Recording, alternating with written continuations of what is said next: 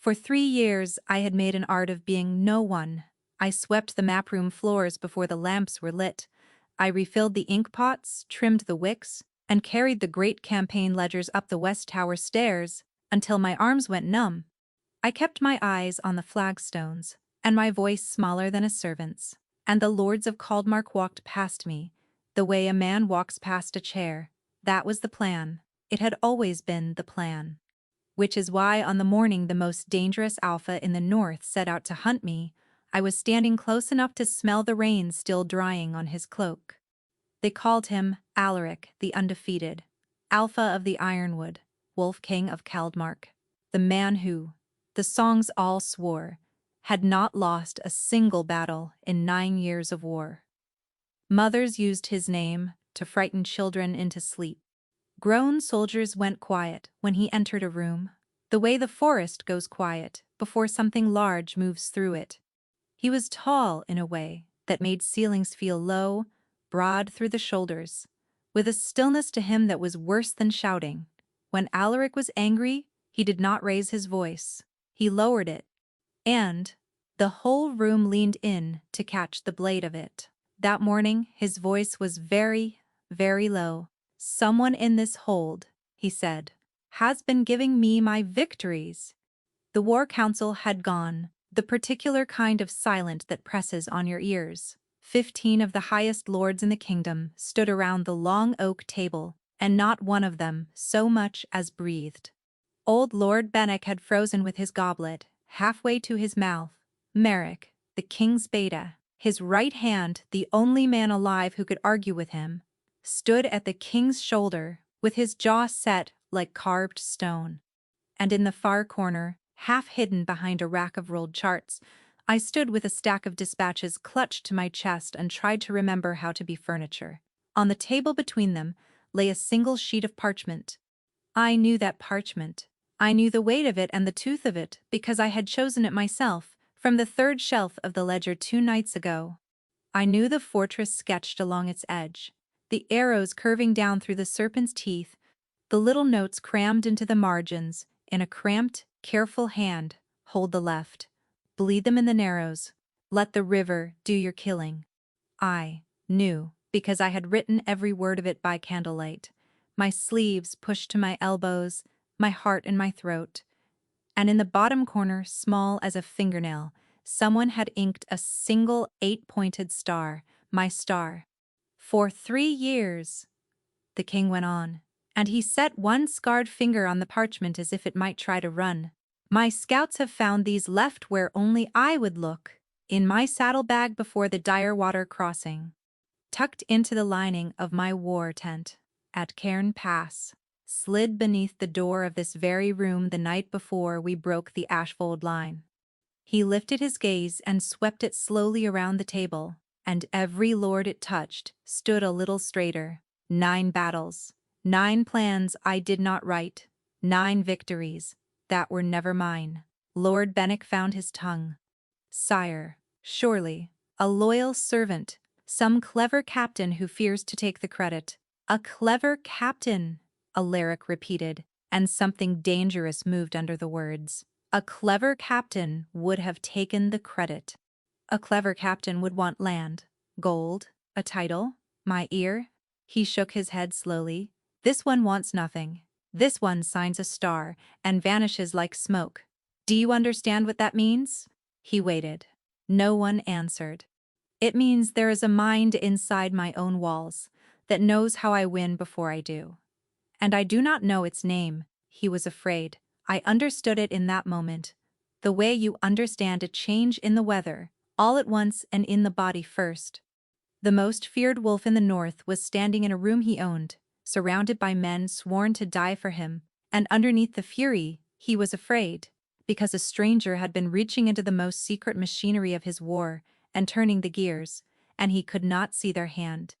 "My hand, I want the North Star found," the king said, the name he had given me, the name the soldiers whispered, now like a prayer, before a charge landed in the room and no one dared touch it. Every scribe, every clerk, every servant who has set foot near this tower, bring me their hands. and I will know the writing when I see it." His gray eyes flicked, almost idly, toward the corner where I stood. "No one leaves Cairnhold until I have a name." I did not breathe. I did not blink. I made myself a rolled chart, a stack of paper, a nothing in the corner, the way I had for 3 years, and I prayed to gods I did not believe in that his gaze would slide off me the way every gaze always had. It did not.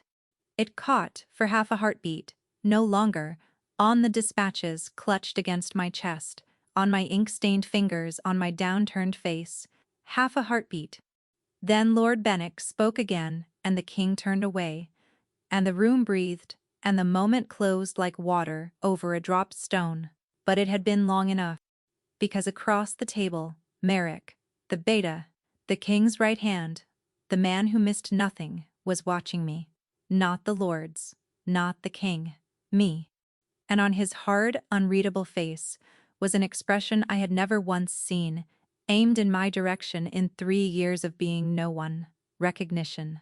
Merrick knew. And from the grim, resigned line of his mouth, he had known for a long time. The stack of dispatches trembled against my chest.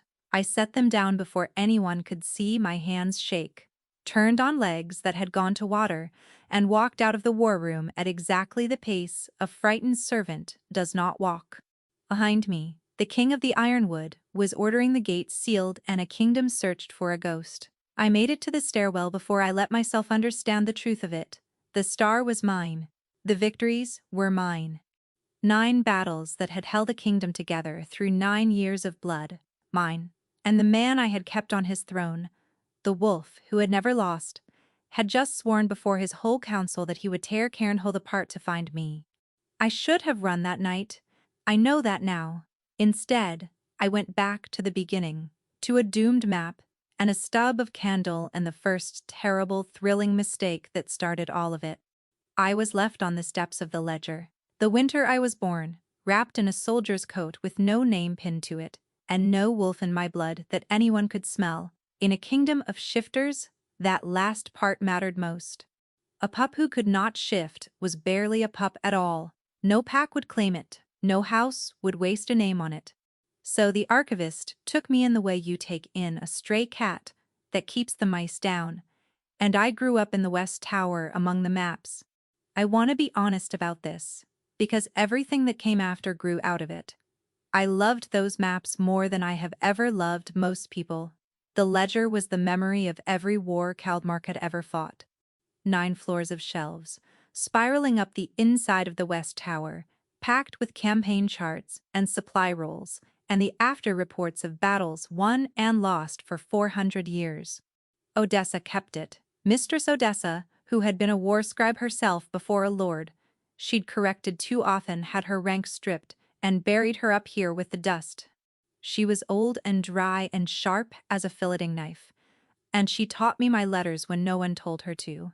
And then she taught me to read a battlefield, the way other children learn to read a face.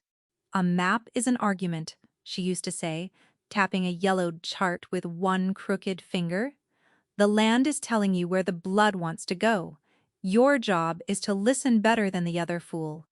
By the time I was 16, I had read every after report in the tower. I knew how the great generals had won, and more useful, exactly how they had lost.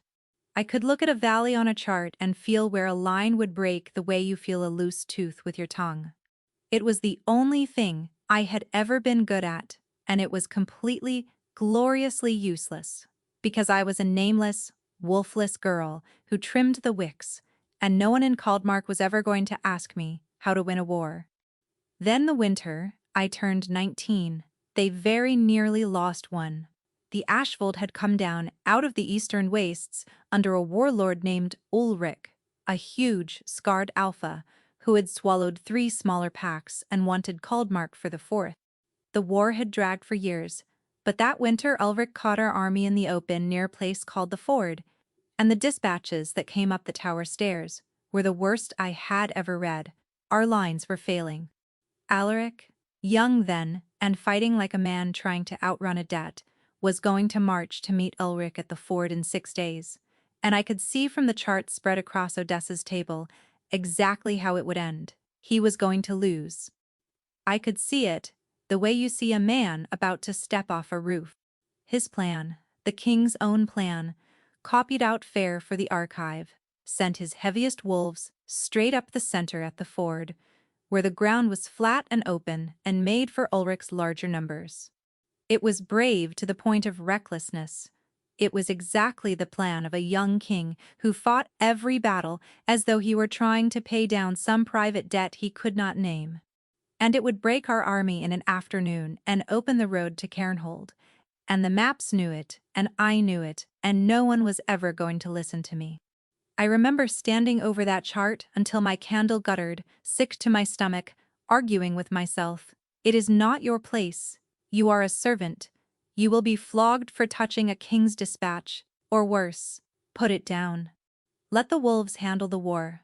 But the land was telling me where the blood wanted to go, and I could not stop listening. So I did a mad thing. I took a fresh sheet of parchment, and I redrew the plan. I moved his heavy wolves off the open ground and up into the broken country, north of the ford, where numbers stopped mattering and knowing the ground started to bladders.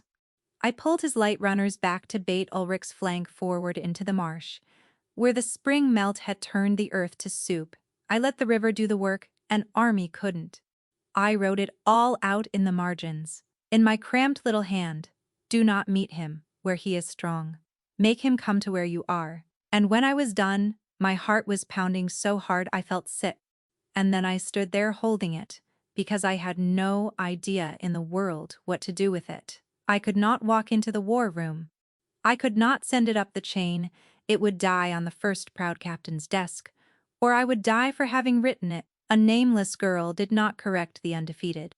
There was no path in all of Caldmark for what I was holding to reach the one man who needed it. Except, every dawn, before the council woke, the king's dispatches were laid out on the long table by a single sleepy page, ready for the day. And every dawn, I carried the archive ledgers past that very table. My hands were shaking when I slid the folded parchment beneath the king's own map, so that it would be the second thing he touched, and the first thing he read. I did not sign my name. I had no name to sign, so I inked a small star in the corner, a fixed point, the one thing that never moves in a turning sky. The star, Odessa had taught me, sailors steered home by. Then I picked up my ledgers and I walked away, certain I had just ended my life. The 6 days that followed were the longest of my life. I did not sleep. Every set of boots on the tower stairs was a guard, come to drag me before the crown. Every raised voice in the yard was the discovery of a servant's handwriting on a king's map. I burned the scrap I'd practiced the letters on. I scrubbed the ink from beneath my nails until the skin was raw, and still I could see it there, dark in the creases, the proof of what I'd done. Odessa caught me at it on the 4th night, hunched over the wash basin at some hour no honest person is awake. She said nothing for a long moment, only looked at my raw hands and my gray face with those knife-sharp eyes that had read 1,000 battlefields. "Whatever it is," she said at last, "dry as old parchment. You'll wear it better if you stop trying to scour it off."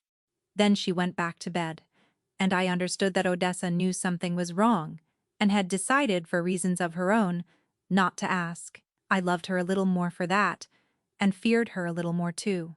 6 days after, I slid that folded sheet beneath the king's map. The king of the Ironwood met Ulrich of Ashfold in the broken country north of the ford, not on the open ground but up in the rocks, with the marsh at the enemy's back and the river at their throats. The dispatch that came up the tower stairs was 3 lines long. Great victory at the ford. Ashfold broken. The king rides home. I read it 4 times. Then I sat down on the cold stone floor of the ledger, between 400 years of other people's wars, and I laughed until I cried, because a nobody had just won a battle for a king who would never ever know her name. I told myself it was only the once. Just this one time, because lives were at stake, because I couldn't watch him walk off the roof. I was lying. I have always been a very good liar. It is, it turns out, the second thing I am good at. It did not stay, the once, Of course it didn't. The next dispatch that troubled me, I fixed, and the one after that. It became a kind of secret devotion, a thing I did in the deep hours when the tower was mine. I would read the war as it came up the stairs, and where I saw a plan walking toward a cliff, I would quietly, invisibly, move the ground beneath its feet. A folded sheet beneath a saddle, a note slid into a courier's satchel, a star in the corner, and then nothing. And then, days later, word of another impossible victory, riding home. I never took credit. I never wanted it. That was the whole terrible sweetness of it. That I could reach into the most important work in the kingdom and change it. And no one would ever know it had been touched by the wolfless girl who swept the floors. It was the only power I had ever been allowed to hold. And I held it in the dark, and I told no one. Not even Odessa, especially not Odessa, who watched me too closely already. 3 years passed like that. 9 battles. And somewhere in those 3 years, without my ever deciding to, it stopped being about the war. It became about him. I had never spoken to Alaric. I am not sure he had ever once seen my face. But I knew him better, I think, than any lord at his table ever did, because I read him in his plans. I read the fury in the way he threw his wolves at problems that wanted patience. I read the guilt in the way he spent himself first, and always, standing in the front rank when a king had no business there, as if he were trying to pay a debt only he could see. I read a man who was terrified of losing and did not seem to care at all whether he lived. I learned to write for him, to leave him a plan that let him be brave without being a fool, to give his recklessness somewhere useful to go. And every time a dispatch came home in his hand, the same cramped, driving hand I now knew as well as my own, I felt something in my chest turn over, that a sensible girl would have been frightened by. I was not a sensible girl. I was a girl in a tower, in love with a man through his handwriting, keeping him alive one folded secret at a time. Then the whispering started. It began with the soldiers. A story ran through the barracks that the king was watched over by a spirit of the maps, a North Star. They called it, after the little mark, a guardian that showed the king the path when the way was dark. Half of them thought it was luck. Half thought it was a saint. A few, the ones who had been at the ford, swore the king himself believed it, that he had begun to wait for the star before a battle, that he would not march until it came. That should have warmed me. Instead, it turned my blood to ice, because if the soldiers were whispering, the lords were listening. And if the lords were listening, then sooner or later the most dangerous wolf in the north was going to start asking who exactly had been inside his war for 3 years, and whether a hand that could reach into his plans to save him could just as easily reach in to cut his throat. I started to be careful in a new way. I changed the paper I used. I learned to leave the drops at odd hours, from odd places. I told myself I was clever, that I was smoke, that I could do this forever. And then, one gray morning, 3 years after the ford, I carried my ledgers past the long oak table at the exact moment the king of the ironwood walked into his own war room without warning. He found the whole council already gathered, and my latest plan already spread on the table. And he set one scarred finger on my little ink star and swore, in a voice pitched too low to be anything but a promise, that he would tear Cairnhold apart until he had a name. You already know how that morning ended. You know about the frozen room, and the king's gray eyes catching for half a heartbeat on my ink-stained hands, and the way I walked out at exactly the pace a frightened servant does not walk. What you don't know is what happened on the stairs. I made it to the 3rd landing before a hand closed around my arm, not hard, but certain. The grip of a man who has caught a great many people who did not wish to be caught. I knew before I turned who it would be. There was only one person in Cairnhold who had looked at me that morning like he already knew. North Star, Merrick said quietly. Not girl, not you there. The name, my name. The one I had inked in a corner and never spoken aloud to a living soul. My whole body went cold. I opened my mouth to lie. I am very good at lying, and found, for the first time in my life, that nothing came out. Merrick studied me with those still, dark eyes. He did not look triumphant. He looked tired, and something else I could not place, something almost like pity. 3 years, he murmured, more to himself than to me.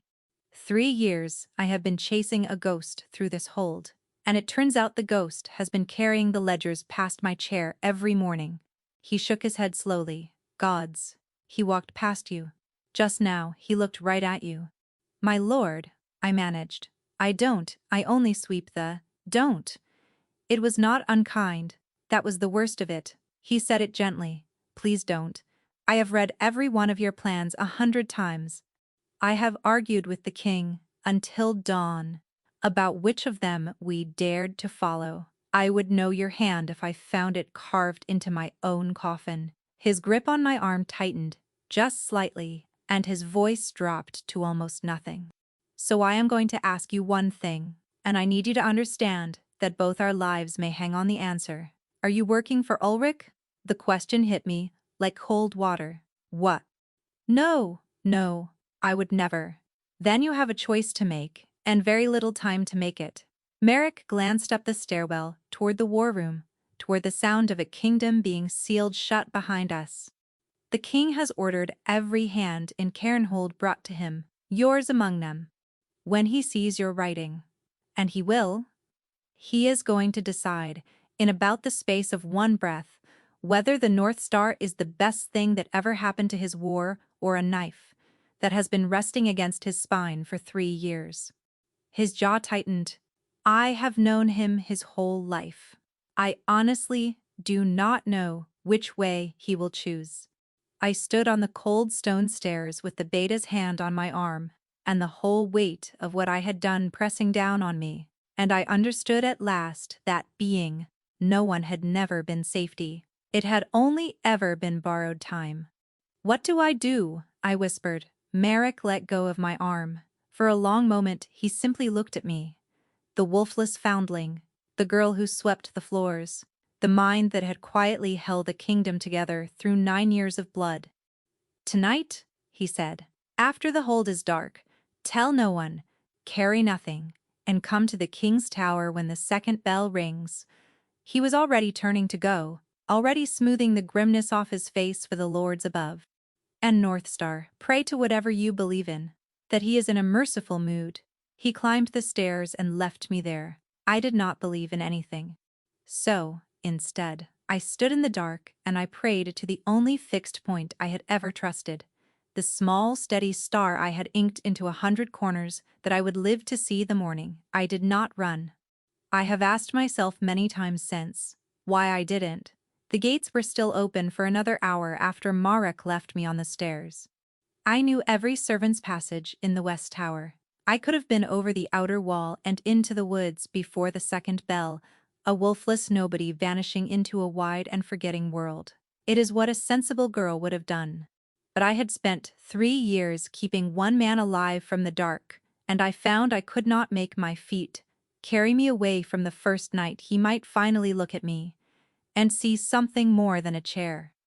So when the second bell rang out cold and clear over Cairnhold, I climbed the king's tower instead. Merrick met me at the top.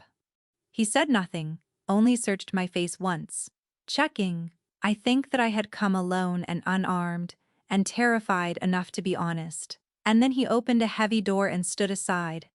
The king's private study was smaller than I had imagined, and far more crowded. Not with people, there was no one but the 3 of us, but with war. Maps covered every surface, pinned and weighted and layered 3 deep. Reports stood in leaning towers.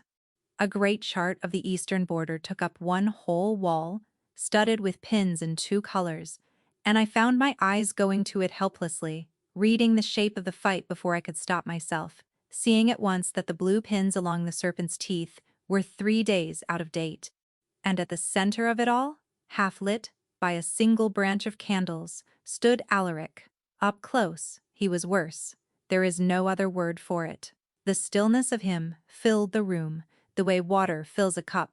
His gray eyes came to me the moment I stepped through the door and did not leave. And it took everything I had, not to drop mine to the floor out of 3 years of habit. He looked exhausted in a way that had nothing to do with sleep. A bone-deep, grinding weariness, the look of a man carrying something too heavy to set down. On the table before him lay every dispatch I had ever written, spread out in careful rows. For a long moment no one spoke. The candles hissed. My heart tried to climb out through my throat. Then, the king picked up the topmost plan, the one from the war room, my star bright in its corner, and held it out toward me across the table. "Write it again," he said. "This line." Here, one scarred finger tapped a note in the margin. In front of me now. So, it was to be a test.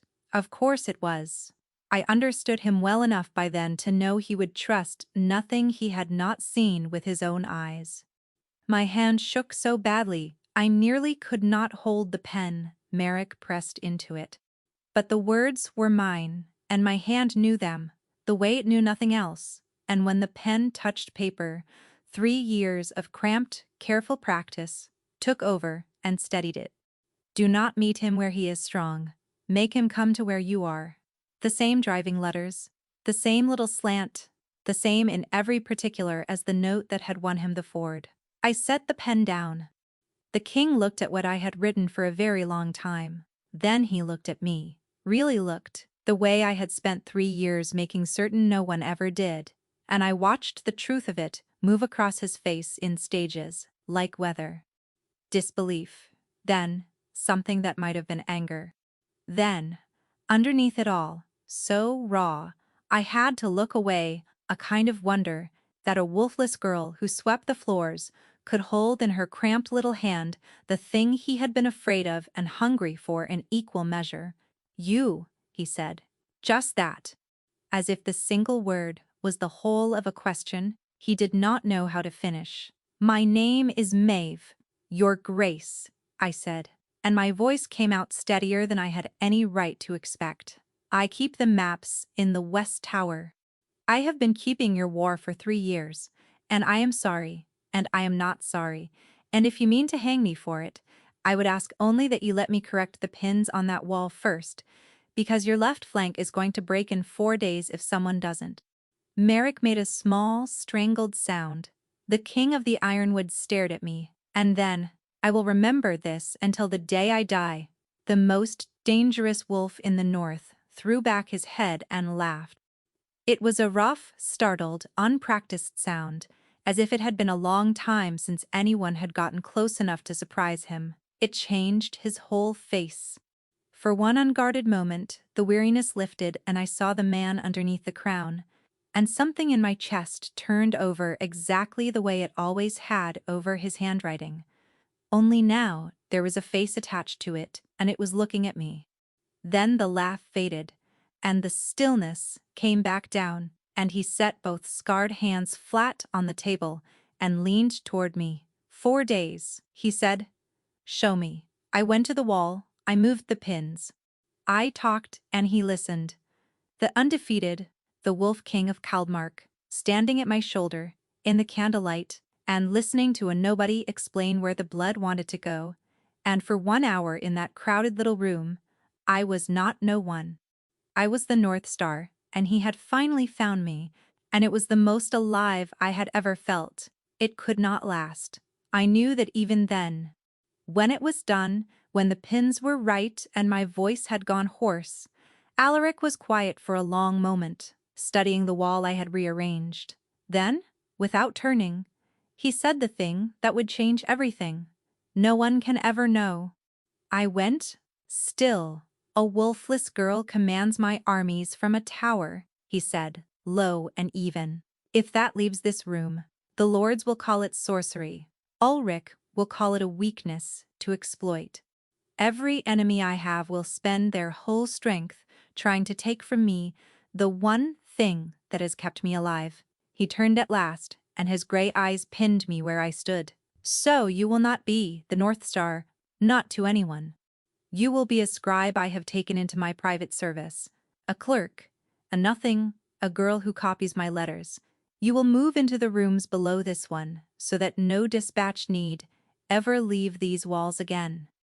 And you will win me my war from 6 feet away, where I can protect you, and no one in all of Caldmark will ever know your name.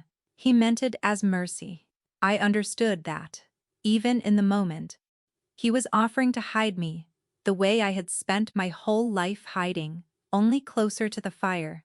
But I heard the other thing underneath it, the thing he did not say, and perhaps did not even know he meant, stay, be near me. Let me keep the one hand I have learned to trust. I should have been afraid. A nameless girl does not get pulled into an alpha king's private tower and come out the same. Or come out at all. Every wise voice I had ever grown up around was screaming at me to remember the wall between us, the crown and the broom, the wolf and the wolfless. Instead, I looked at the exhausted, haunted, impossible man who had just laughed for the first time in God's knew how long because of something I'd said, and I heard my own voice answer him from very far away. "All right," I said. "I'll stay." Merrick closed his eyes, as if I had just made a terrible mistake. He was right, of course. I understand that now at the end of it, with everything that came after, laid out behind me like pins on a map. That was the night the ground shifted under both our feet. That was the night the star came in out of the dark and let itself be seen. That was the night I stopped keeping a safe distance from the most dangerous wolf in the north and started falling, quietly and completely, into the one battle neither of us knew how to win. They moved me into the tower before dawn, the way you move a thing you do not want seen. My new room sat directly beneath the king's study, a round little chamber with a narrow bed, a broad work table, and a spiral stair that ran up through the ceiling to his door, so that no plan I wrote need ever cross an open corridor again. To the rest of Cairnhold, I was Maeve, a mousy clerk the king had taken on to copy his letters, too dull to notice. It was a role I had been rehearsing my whole life. I slipped into it like an old coat. But the nights were not dull at all. Each night, when the hold went dark, I climbed the stair, and the most dangerous wolf in the north, and I bent over the great war wall together and argued about where to bleed an empire. He was not an easy man to work beside. He was terse to the point of rudeness. He paced when he thought, and he had a habit of going utterly still for whole minutes at a stretch, so that I never knew if he was about to agree with me or have me thrown from the tower. But he listened. Gods, he listened, leaning in over my shoulder to follow my finger across the map, close enough that I could feel the heat of him at my back, asking questions no lord at his table had ever thought to ask. For a girl who had spent her whole life being furniture, being heard, was a stronger drink than I knew how to hold. "You disagree with me," he said one night, not looking up from the chart. It was not a question. "I disagree with you often, Your Grace," I said. "I've simply been polite about it until now." His mouth did something that on a lesser man would have been a smile. "Be less polite." Politeness has never won me a battle, so I was less polite. And the plans got sharper, and the victories kept riding home. And something in that cramped, candlelit room began, very quietly, to change shape. I learned him the way I had always learned maps. He thought in straight lines and hammer blows. I thought in weather and patience. Where he wanted to break Ulrich's vanguard head-on, at the Draymore crossing, I showed him how to let it cross instead. Let it stretch thin and strand itself with the spring flood rising at its back, he argued. He always argued, pacing the little room like a caged thing, throwing my own words back at me to see if they'd hold. They held. And near dawn, he stopped and stabbed one finger down on the line of retreat I'd drawn and said, grudgingly, as if it cost him something, "This. We do this." I felt a flush of pride, so fierce and so foolish, that I had to turn away to hide my face, because a clerk does not glow like a struck match when a king agrees with her. It was on the 9th night that I nearly ended us both. I had left my own door ajar below, and my latest plan spread bold across the king's table, when Boots came up the main stair without warning. Not Merrick's measured tread, but the heavy, entitled stamp of Lord Benwick, come to badger Alaric about grain levies at some ungodly hour. I heard him on the landing before I saw him, and there was no time to reach the tower stair. So I did the only thing that a lifetime of being no one had trained into my bones. I swept the map beneath a ledger, snatched up a rag, dropped to my knees, and began scrubbing the flagstones like the dull little servant I was pretending to be.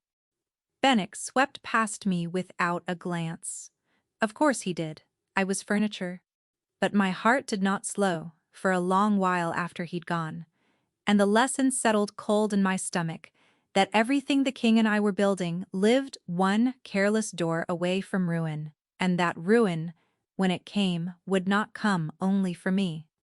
It was Merrick who put a shape to that fear. He came to me a week in, grim as ever, and shut the door. "You should know," he said, "that you are no longer only our secret. We took prisoners at the Direwater, Ashwold officers." Under questioning, 3 of them said the same thing. He paused. "Ulrich knows about the North Star." The candle seemed to dim. "Knows what exactly?" "That the King of Kaldmark has a hidden mind guiding his war. A seer, they're calling it. A witch." Marik's jaw tightened. "Ulrich has spent 9 years being humiliated by plans he cannot account for, and now he has a name for the thing beating him. He has put a price on it. Maeve. A mountain of gold to any man who brings him the North Star. Breathing, if possible. Dead, if not. He let that settle. You are not merely a court secret anymore. You are the single most valuable head in this war to us. And to the man who wants us all dead." I had known in some distant way that discovery would be dangerous. I had not understood until that moment that I had become a target, that somewhere out in the eastern wastes, an army was now hunting the wolfless girl who trimmed the wicks. "Then it's a good thing," I said, when I could speak, "that no one knows the North Star is a plain clerk who can't shift." Merrick did not smile. "Pray, it stays that way," he said, and left me alone with the maps and the dark. I did not sleep much after that, which is how I came to notice that neither did he. The king's step overhead never seemed to still. Long past the hour when even the guards drowsed, I would hear him pacing, back and forth, a caged and sleepless weight above my ceiling. And one night, climbing the stair unbidden with a fresh plan, I found him standing before a map I had never seen. An old water-stained chart of a marsh country, pulled from God's knew-what locked drawer, and he was staring at it the way a man stares at a wound. He did not hear me. For once the wolf who missed nothing, missed me, and in the moment before he sensed me there, and his whole body went rigid and he rolled the map away without a word. I read the name inked along its edge, Grafin. I knew every battle in the ledger, 400 years of them. I had never once seen that name. So the next day, while he sat in council, I went looking. I told myself it was not prying. I told myself that to keep a man alive in a war, I needed to know the one time the war had beaten him. Both things were true, and neither was the whole truth. And the whole truth was that I had begun to ache to understand him, every locked and buried part, in a way that had nothing to do with strategy at all. It took me hours, digging through the deepest and dustiest shelves of the West Tower, the ones no hand had touched in years, where the light of my candle woke nothing but moths and old cold. And at last, wedged behind a false back in a drawer of rotting supply rolls, I found it, a single after report, its edges scorched as though it had been half-fed to a fire, and then snatched out again, most of its lines struck through in heavy black ink by someone who had wanted it gone and had not quite had the heart to finish the burning. The Battle of Grafin, 9 years ago. The only defeat in the reign of Alaric the Undefeated, a defeat so total that it had been cut out of the memory of the kingdom like a rotten thing cut from a wound. What survived the black ink was worse than what it hid. A tally of the dead that ran into the thousands, a marsh named as the killing ground, and, in the margin, in a hand I would have known anywhere by then, 4 words pressed so hard the pen had torn the page. I should have listened. I did not yet know listen to whom. But I knew that no man wrote those words about a battle. only about a person. I was still bent over it, my heart in my throat, reading the terrible arithmetic of it, when a voice spoke behind me from the dark of the stacks, low, very quiet, and more dangerous than I had ever heard it. "Where," said the king, "did you find that?" I did not tell him where I found it. I told him I would put it back, and I did, and I never spoke the name Grayfin again, not because he ordered it, but because of the look on his face when he said it. Some wounds you do not touch. You only learn where they are, and step around them, and carry the knowing quietly. He did not throw me from the tower. He barely spoke to me for 3 days. And then, on the 4th, Ulrich moved against the serpent's teeth, and we went to war together for the first time, and everything changed. The king rode east to hold the passes, and this time he took his scribe. It scandalized the lords. Kings did not drag clerks to the front. But Alaric wanted his North Star within arm's reach, where a dispatch could not be lost or intercepted. And so I found myself in a war camp under the mountains, in a plain wool cloak, sharing the corner of the king's own tent behind a hung curtain, close enough to the war at last to smell the smoke of it.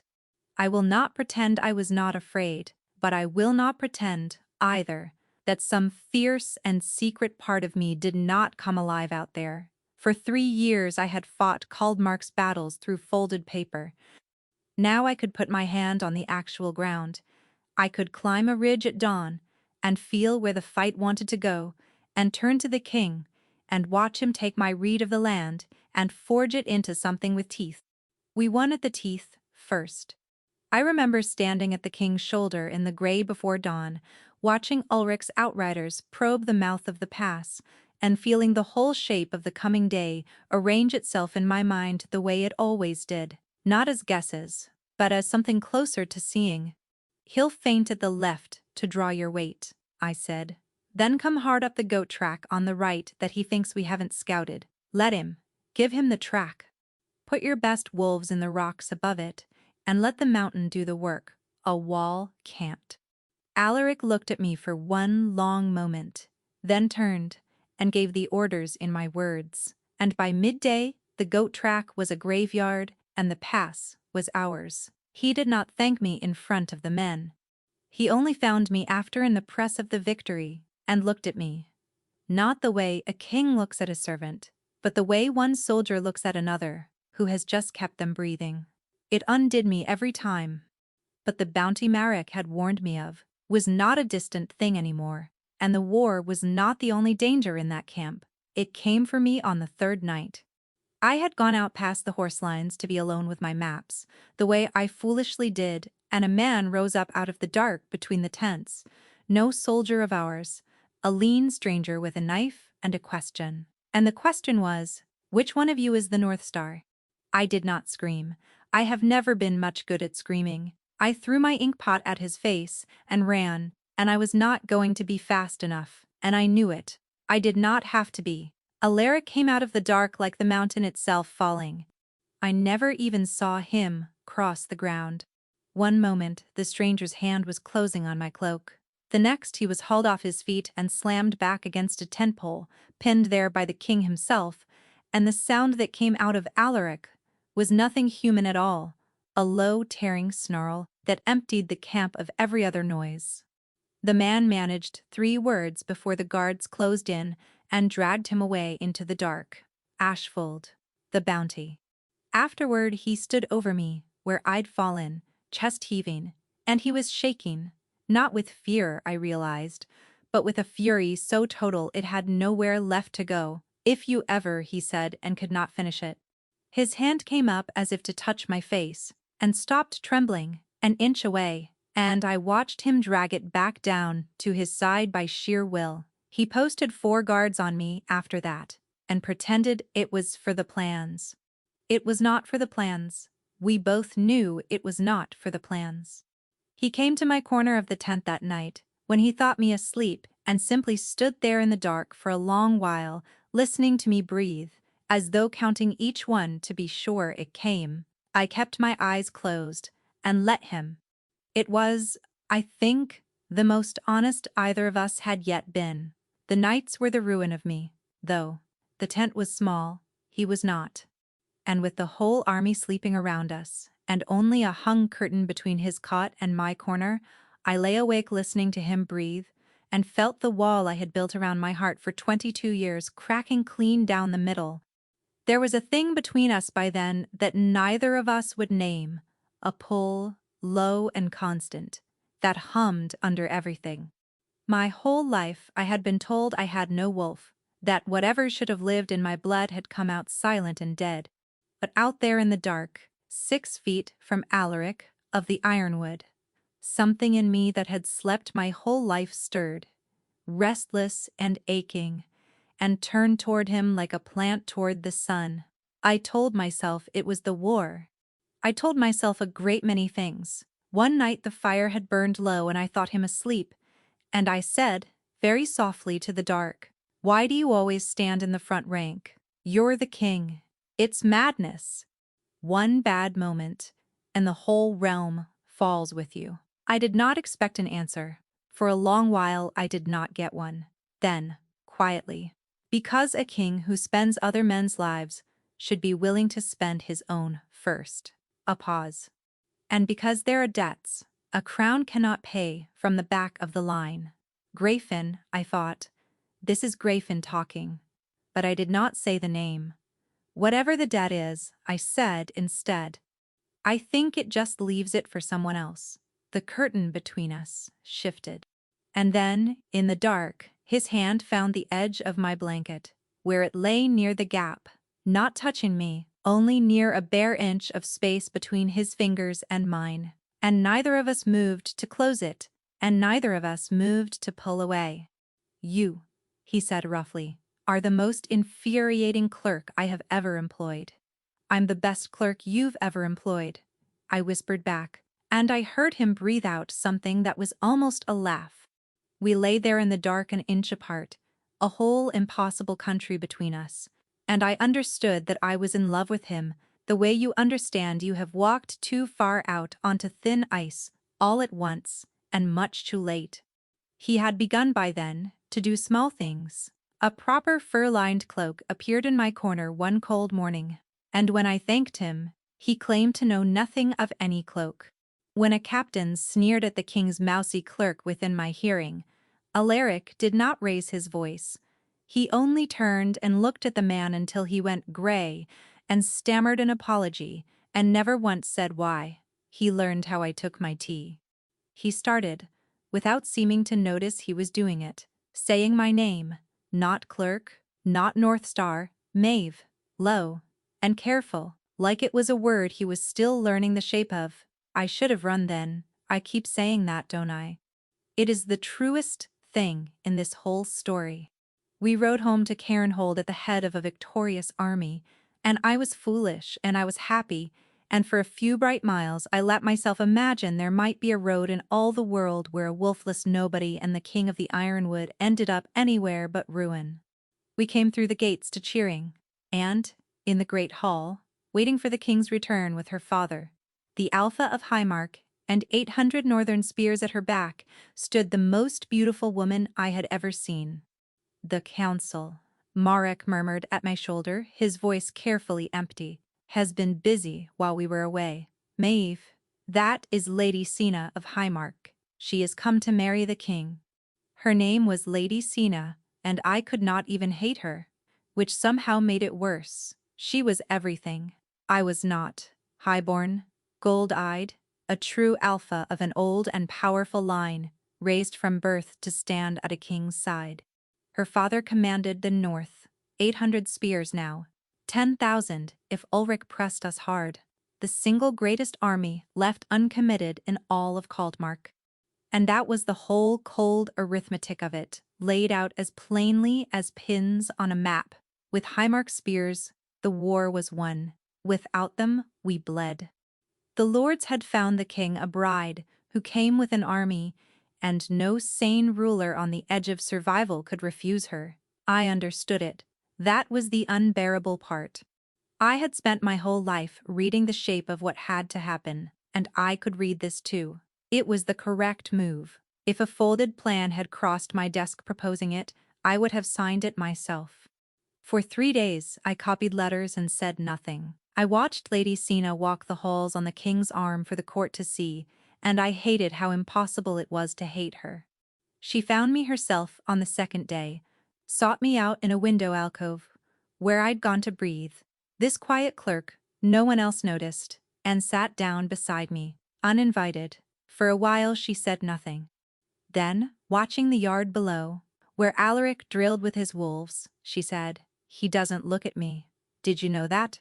3 days betrothed, and he has not once looked at me the way a man looks at a woman he means to keep." She turned those calm gold eyes on me. "But he looks for someone the moment he enters any room. His eyes go straight to a corner every time before he even knows he's doing it." A small, rueful smile. I followed his gaze this morning. It landed on you. My blood turned to water. "My lady, I'm only a clerk." "Yes," she said it gently, without malice. And that was the worst of it. "I am not a fool, and I am not cruel, and I did not come south to fight a war for a man's heart I was never offered. I came for peace, and for my father's honor, and because a good marriage can save more lives than a good battle." She rose, smoothing her skirts. "But I will tell you what I told my father, since someone in this hold ought to hear a true thing said plainly. A crown that is bought is not the same as a crown that is loved. He will wed me, and be loyal, and be miserable, and so will I, and the kingdom will call it wisdom." She looked down at me, and there was something almost like pity in it. "I hope, whoever you are, that you are braver than he is. One of you will have to be." Then she was gone, and I sat in the alcove with my hands shaking, undone by kindness far more thoroughly than cruelty could ever have managed. I told myself it was a matter of state, that the nights in the tower were unchanged, that nothing between us had truly broken. And every night I climbed the stair to the war wall, and every night the man on the other side of the maps was a little further away, until on the fourth night I could not bear it any longer, and I did the stupidest, bravest thing I have ever done. I asked him, "Do you want to marry her?" He went still in that way. He had for a long moment. The only sound was the fire. "It doesn't matter what I want," he said at last. "Highmark spears." I didn't ask about Highmark spears. "I can read a map, your grace. I know what the spears are worth." I asked what you want. "Don't." His voice had gone low and warning. "Do not ask me that." "Why not?" "Because I cannot afford to want anything," he said, and it came out of him like something torn loose, louder than either of us expected, and it rang off the stone and left a terrible silence behind it. He turned away from me. His hands were braced on the war table, his shoulders bowed under some weight I could not see, and when he spoke again his voice had dropped to almost nothing. "You asked me once about Grayfen," he said. "You should hear it. Then you'll understand why I am the way I am, and you'll stop looking at me the way you do." And so, at last, he told me. Grayfen had not been a battle. It had been a trap. 9 years ago, in the early years of the war, Ulrich's oldest and cruelest gambit. He had taken Alaric's brother, Torin, the elder prince, the true and beloved heir, and he had held him in a burning village in the middle of a marsh, and he had waited. Every instinct of command, every cold clean line on the map, screamed the same answer. It was bait. It had to be. You did not send an army into a marsh to save one man, not even a brother, not even the heir. Torin himself, they said, had roared it across the black water. "Don't come. It's a trap. Hold the line." "I heard him," Alaric said. His voice was steady in the way of a man holding something down with all his strength. "I heard my own brother tell me to let him die. And I could not do it." He closed his eyes. "So I put my heart above the map. I marched into the marsh at Grayfen to save the one person I loved most in the world. And Ulrich closed the trap, and the ground was against us. And I lost my brother anyway, and 4,000 men besides, in a single night, in the dark, in the mud." He opened his eyes and looked at me, and they were terrible. That is the only battle I have ever lost, Maeve. It is the reason I have never lost another, because I swore, standing in that marsh with Torrin's body in my arms, that I would never again let what I want command what I must do. Not ever. Whatever it costs me. The fire cracked. I could not speak. I understood. Now all of it. The front rank. The debt. The sleepless pacing. The erased name. He had built the undefeated out of the ashes of the one time he had chosen love, and love had cost him everything. And I understood, in the same breath, what it meant for me. "So you'll marry her," I said. My voice did not sound like mine. "Because the map says to?"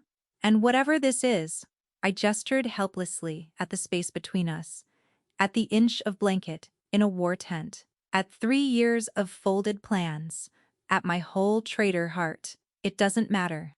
Because you cannot afford to want it." He looked at me for a long, long moment, and everything he would not let himself say was in his face, and that was somehow worse than if he had felt nothing at all. "You are the best thing that has ever come into my war," he said quietly. "You are worth more to this kingdom than any army. And that is exactly why I cannot let you be anything else to me. Because the moment you are, you become the thing I would march into the marsh to save." His jaw tightened, and I have already learned what that costs. I will not lose another Grafin. Not for anything. Not even for you. He thought he was protecting me. I could see that he believed it, with his whole scarred heart. But all I heard was a door closing, the same door that had been closed to me my whole life. The one that said, "You are useful, and that is all you will ever be allowed to be." I did not weep. I had a great deal of practice at not being seen, and I used all of it. I gathered my plans, I inclined my head the way a clerk does to a king, and I climbed back down the stair to my little round room, and I sat on the narrow bed in the dark for a very long time. I had kept him alive for 3 years from the shadows. I had loved him through his own handwriting before I ever saw his face. I had made myself the most hunted head in the war for him, and I would have done it 1,000 times over. But I was done being a thing worth saving that no one was allowed to love. Somewhere below me the great hall was already being hung for a wedding. Somewhere to the east, an army was hunting my name. And in the cold dark of that little round room, the wolfless girl who had won a kingdom every battle it ever fought made the only choice she had left that was truly, wholly her own. I was going to leave, and I already knew, the way I always knew, exactly what it would cost him. I told Odessa first. I owed the old woman that much, and more. I found her in the heart of the ledger, grinding oak gall for ink by lamplight, as if kingdoms did not rise and fall 4 floors below her. She did not look up when I said I was leaving. She did not look surprised either. She never did. "So," she said, "you found the one thing in this tower worth wanting, and now you mean to run from it. That's very like you. He's marrying Lady Sina." "I know who he's marrying, girl. The whole hold knows." She set down her pestle and turned those knife-sharp eyes on me, and for once, there was no dryness in them at all. "You were left on my steps with no name and no wolf and nothing anyone wanted. And you spent 22 years deciding the way to earn a place in the world was to be useful and small and quiet, to be worth keeping by being worth using. You handed a king his entire war and never once asked for a thing back, because some frightened little corner of you decided long ago that asking to be loved was asking for far too much." I could not answer. "And now," she went on gentler, "you've gone and lost your heart to the one man in Caldmark who's built his whole self out of refusing to want anything at all. Two of a kind you are. Both convinced love is a debt you can't afford to carry." She shook her head. "He won't break your heart because he doesn't love you, child. He'll break it precisely because he does, and because he's decided. That makes you too dangerous to keep. Then you understand why I have to go. I understand why you want to." She held my gaze a long moment. "But hear this before you do. since no one else will say it plainly. That pull you feel, the ache when he's not near, the way your blood's gone loud these last weeks after a lifetime of silence. That's no girlish fancy. That's a bond, Maeve. A true one, half-made and reaching for its other half. I've lived a long time and seen it twice. It doesn't care that you're called wolfless. It doesn't care that he wears a crown. And it will not let the two of you go quietly, however many walls you stack between you. Her voice roughened. Leaving won't cut it clean. It will only tear. Then I'll bleed, I said. Somewhere he can't see me do it. She looked at me for a long time. Then she rose, went to a locked chest I had never seen opened, and pressed into my hands a purse of coin and a folded paper, naming me a free woman of no house. A life, small and plain. There's a gray mare in the low stable, no one counts, she said gruffly. The postern by the mews is unwatched at the turn of the guard. Go tonight before the wedding, before you can talk yourself into staying to watch it. And then, because she was Odessa, she added, and God's help you, learn to want things out loud. You're no good at it, but you'll die of the lack. I embraced her. She let me, which was how I knew she was frightened for me. I left Cairnhold that night the way I had lived in it, as smoke, over the wall, into the woods, gone before the second bell. I did not say goodbye to him. I could not have borne it, and besides, I told myself, a clerk does not warrant a farewell. But I did one last thing, and it is the thing I have turned over most in all the nights since. For 3 years, every dawn, the king's war table had held a folded plan with a small star in the corner. That last morning, for the first time, it held nothing. I left him no map. I left him no star. I told myself he had Lady Sina's father, and 100 captains, and did not need a runaway clerk's scribbles. I told myself one final time, a great many things. The ache began before I had ridden a full day. Odessa had not lied. It was not sorrow. I knew sorrow. I had been raised on it. I could have carried sorrow the whole width of the world. This was something older and more animal, a wrongness that lived under the bone where no comfort could reach. My head split with it until the daylight was a blade. The stirring thing in my blood that had woken near Alaric now paced and keened and clawed, turned always back the way I had come, so that steering the gray mare east felt like walking into a gale that never dropped. I could not warm myself. Food turned to ash in my mouth. By the second night, I lay curled in a ditch off the road with my arms wrapped around my own ribs, shaking, certain I was ill with something I'd never find a cure for in any of Odessa's books. By the third night, I understood what it was, and the understanding frightened me more than any fever. It was the bond. Half made, and now half torn, exactly as she'd warned. And if it did this to me, the wolfless nobody, the one who was supposed to have no wolf at all to grieve the parting, then it was doing something far worse to him. To the man whose blood had never once in his life been silent, who felt everything at full and terrible strength. I lay in the dark, and I thought of Alaric pacing his tower with this same wrongness, tearing through him, sleepless and unstrung, on the eve of a war. And I told myself, he was strong, he was the undefeated, he would master it the way he mastered everything. I was as ever telling myself, only what I could bear to hear. It was on the 4th day that I met the refugees, a ragged column of them, coming west along the river road, faces gray with a fear I knew how to read. I stopped an old man and asked what had driven them out, and he looked at me as if I had asked why the sun had gone dark. You haven't heard? Ulric's come down out of the wastes, the whole Ashfold horde, all at once while the king was busy with his wedding. He's driving on the Serpent's Teeth. And the king? The old man's voice cracked. The king's ridden out to meet him at the passes, marched this morning. They say Ulric left a garrison isolated at the Sallows to draw him in, and the king took the bait like a starving thing. The world tilted under me. The Sallows bait, isolated, in the wet country, a trap with a single lure, laid by the one warlord alive, who knew exactly how Alaric of the Ironwood broke. It was Grayfin again.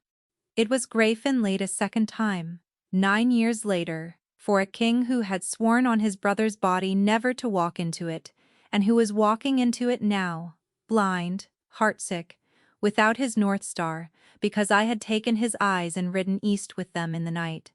I did not decide to turn the mare. My body decided for me, and the bond howled its approval, and I was galloping back the way I had come before I had finished the thought. I rode the gray mare to the very edge of her strength. I rode through a day and a night, and did not feel the cold.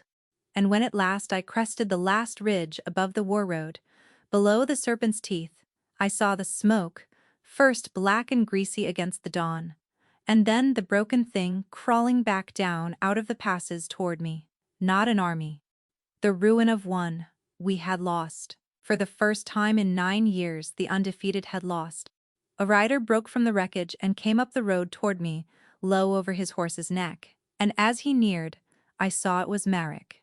Marek, gray-faced, one arm bound tight in a makeshift sling. Alive by a margin I did not want to measure. He hauled up before me and stared as though I were a ghost, and the look on his ravaged face was the last thing in the world I was prepared for. It was hope. North Star. He rasped, "Gods be good. You came back." He gripped my wrist with his good hand hard enough to bruise. "You have to come now. It's bad, Maeve. It's worse than you know. The battle's lost, half the army with it, but that's not." His voice broke. "It's the king. Something's wrong with the king. Since the passes he's not, he won't. He couldn't finish it. Marek!" My own voice was a stranger's. "Where is he?" "In his tent. Won't speak, won't move." The beta's eyes were wet, in a way I had not imagined that hard face could manage. "He hasn't slept since you rode out. Not an hour. I have watched him unmake himself night by night. The sharpest mind in the north gone slow and gray and reaching for someone who wasn't there. He walked into the sallows knowing it was a trap. Maeve, he said so. And he marched in anyway, because by then there was too little of him left to stop it. Sleepless, unstrung, half of him gone, the morning you rode out." Marek's grip tightened until it hurt. He keeps saying a name over and over. Not the enemies, not the deads. He looked at me, and his voice cracked clean through. "Yours." They had pitched the king's tent apart from the others, at the ragged edge of the broken camp, and the guards outside it looked at me. A wild-eyed girl on a foundered horse, and then they looked at Marek, and then they stood aside, without a word. Warder travels fast, in a beaten army. The North Star had come back. I saw the way the ruined men turned to watch me pass. Saw the desperate, terrible hope kindling in faces that had none an hour before. And I understood that whatever I did in the next hour, I could not afford to do it wrong. I went in alone. The tent was dark and cold, the brazier gone to ash.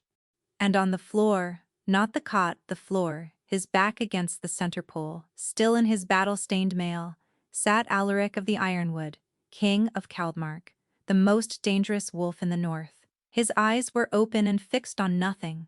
His hands hung slack. He looked, I thought, with a lurch of pure fear, exactly like the buried after report of Grayfin. A thing struck through in heavy black ink by someone who wanted it gone. "Alaric," I said softly. His head came up slowly. It took his eyes a long moment to find me, and longer to believe me. "You're not here," he said, and his voice was wrecked. "You left." I woke, and the table was empty, and there was no star, and I knew you were gone. "You're the grief talking. Torin used to talk too. A broken thing that was almost a laugh. I've gotten good at it, ignoring you." I crossed the tent, and I knelt down in front of him, and I took his slack, cold, ruined hands in both of mine, and I pressed them to my face so that he could feel that I was warm, that I was solid, that I was real. He made a sound I will hear for the rest of my life. "I'm here," I said. "I came back. Feel that? Ghosts are cold. My love, I'm not cold."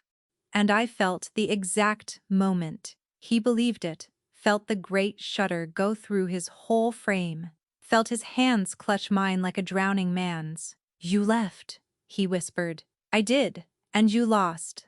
I made myself say it. He needed the truth more than he needed comfort. "You walked straight into the Sallows without me, and Ulrich closed it just like the last time. And you lost the one battle that mattered most, since the day you swore you never would." I gripped his hands harder. "But listen to me. Because you have carried the wrong lesson for 9 years, and it has nearly killed you, and I will not let it finish the job. You did not lose Grafen because you loved your brother. Do you hear me? Love did not lose you that battle. Ulrich did. The ground did. The trap did. An old wolf, who is a genius of the ambush, did. You have spent 9 years believing your heart is the enemy inside your own walls." "I marched into the marsh," he said, "for Torin, and it." "And you marched into the marsh again today," I said, "having felt nothing, wanting nothing, following the cold, clean map with your heart cut out, and you lost exactly the same. Don't you see it?" The tears were coming now, and I let them. "It was never your love that walked you into the trap, Alaric. It was that you were alone. At Grafen you had grief and no counsel. Today you had a map and no heart and no me. Both times you went in with only half of yourself. That is the trap. Ulrich has been laying your whole life, not the marsh. The half. He wins. The moment you decide to be less than a whole man." He stared at me. And I watched, at last, the black ink begin to lift. "I have loved you," I said, "since before I ever saw your face. I loved you through your own handwriting. I made myself the most hunted head in this war, and I would do it 1,000 times. And I did not leave because I stopped. I left because you told me a wolfless nobody could never be more than a tool.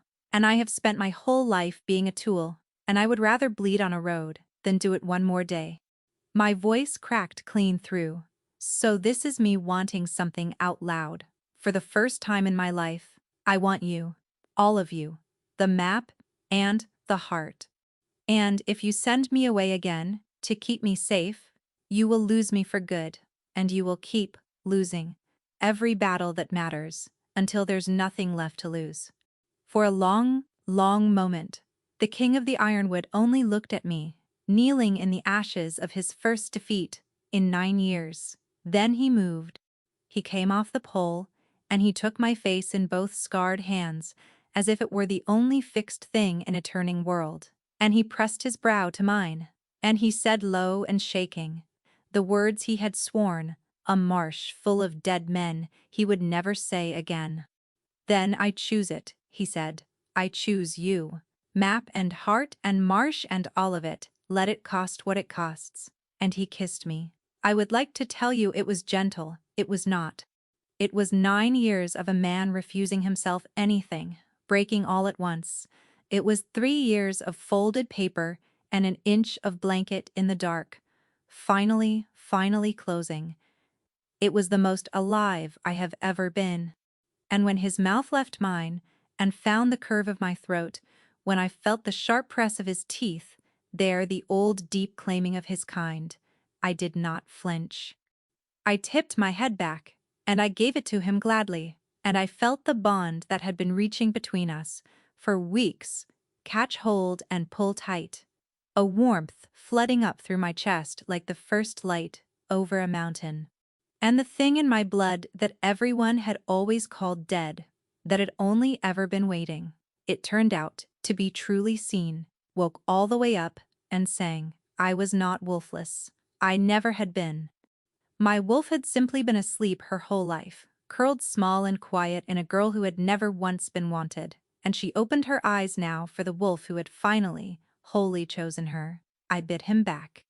I marked him mine before his whole broken army, if they'd cared to look. And Alaric of the Ironwood laughed against my skin, that same rough, startled sound, from the night he first found me, and for one moment there was no lost battle, no horde in the passes, nothing but the two of us and a bond snapped whole at last. Then I pulled back, and I wiped my eyes, and I became the North Star again, because a wolf was coming and there was work to do. How many men can still stand? I demanded. He blinked at me, then huffed something that was almost his old self. Perhaps 3 and 5, then get me a map. And every captain's still breathing, I said, rising and hauling him up with me. Ulrich thinks he's beaten you. He thinks you'll run for Cairnhold and cower behind the walls, because that's what a beaten king does. So, we are going to do the one thing he cannot possibly plan for. I was already seeing it, the passes, the melt-swollen river at his back, the horde strung out and overconfident in the narrows, drunk on a victory it thought was finished. The land was telling me where the blood wanted to go, and for the first time in my life I was going to say it out loud, at a king's side, in the light. We're going to turn around, I said, and give him a Gräfin of his own. Alaric stared at me, the wolfless clerk who had just told the undefeated to march his beaten army back into the jaws that had broken it. Then, something kindled in his gray eyes that I had not seen since the night he first found me in his study, and he began quietly to laugh. God's help Ulrich, he said, reaching for his sword belt. Steady now, whole now. He has no idea what's been keeping me alive all these years. He paused at the tent flap and looked back at me, and the look was a vow. And no idea what I'll do now that I've stopped being afraid to want it. We won at the serpent's teeth.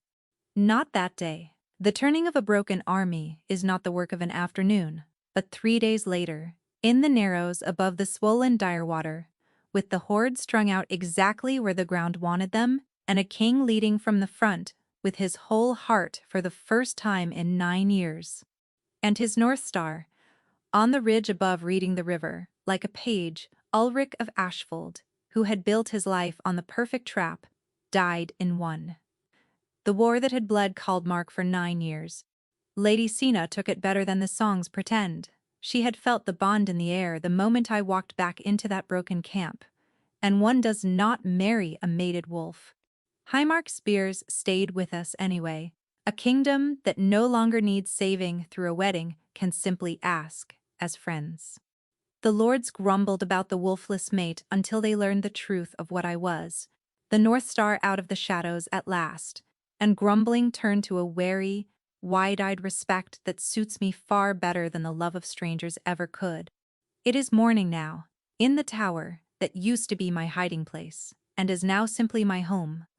Below us, the war room is filling. I can hear the lords arriving, the scrape of chairs, the low rumble of a kingdom at peace, deciding what to argue about when there is no longer a war.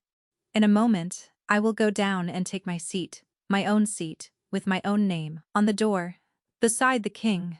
3 years I spent making an art of being no one.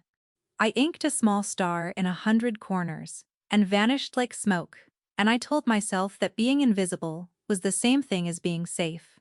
I was wrong about that, as I was wrong about so much. Being seen is the only safety there ever was. Beside me, Alaric stirs and wakes without a start for once, his arm heavy across me, his breathing deep and even and unhaunted. He opens one gray eye. The lords can wait, he says. The lords, I agree, can wait. And the wolf that everyone once swore I did not have curls warm and content beneath my heart, and the bond hums its quiet golden note between us. And the most dangerous wolf in the north pulls his North Star closer in the morning light, and for the first time in either of our lives, neither of us is fighting anything at all.